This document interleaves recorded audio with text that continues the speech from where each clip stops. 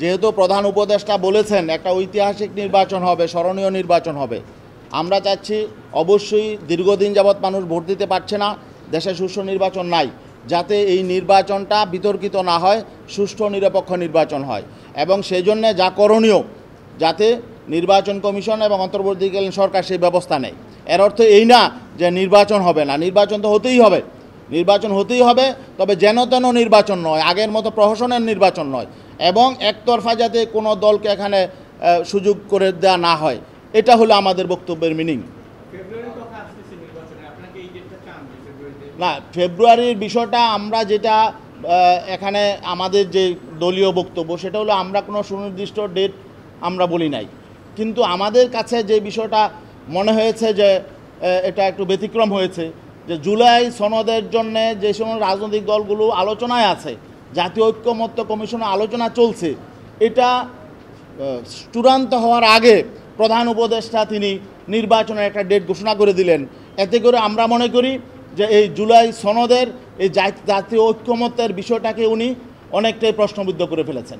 আমরা মনে করেছিলাম জাতীয় ঐক্যমত্য হবে, জুলাই সনদ হবে, তারপরে প্রধান উপদেষ্টা নির্বাচনের একটা ডেট উনি ঘোষণা করবেন, কিন্তু তিনি মাঝখানে এসেই এখানে নির্বাচনের ডেটটা ঘোষণা করাতে এখন জাতীয় ঐক্যমতের এই সনদটা আমরা মনে করছি যে অনেকটা প্রশ্নবিদ্ধ হয়ে গেছে।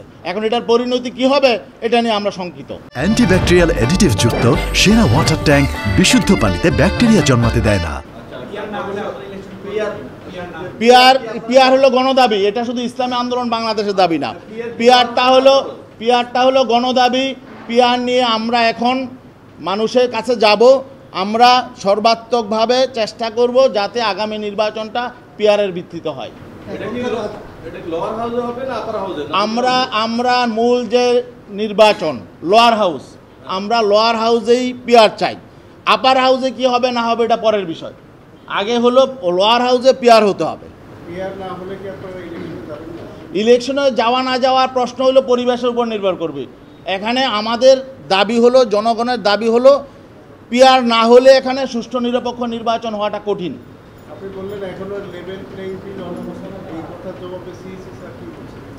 তিনি বলেছেন এখন তো আইন শৃঙ্খলার দায়িত্ব আমাদের না, এখন যে পরিবেশ আছে তিনি বলছেন যখন তফসিল ঘোষণা হবে তখন ওনার দায়িত্ব চলে আসবে, এখানে আইন শৃঙ্খলা পরিস্থিতি সহ সার্বিক পরিস্থিতি নিয়ন্ত্রণের দায়িত্বটা ওনার নির্বাচন কমিশন হাতে চলে আসবে। উনি আমাদেরকে আশ্বস্ত করেছেন তখন তিনি ভালো পরিবেশ করার চেষ্টা করবেন। না, নির্বাচন পেছানো আগানোর বিষয়টা আমাদের না, আমরা একটা মিনিংফুল নির্বাচন চাই, ক্রেডিবল নির্বাচন চাই, এই জন্য যা করণীয় সেটা আমরা করতে বলেছি। এখনকার যে অবস্থা রাজনৈতিক যে সংস্কার, এই সংস্কার অনুযায়ী কি ফেব্রুয়ারিতে নির্বাচন সম্ভব হবে বলে মনে করেন? নির্বাচন ফেব্রুয়ারিতে অসম্ভব কেন, ডিসেম্বরও হতে পারে, কিন্তু নির্বাচনের জন্য যে পরিবেশ দরকার এখনও পর্যন্ত সেই পরিবেশ তৈরি হয় নাই।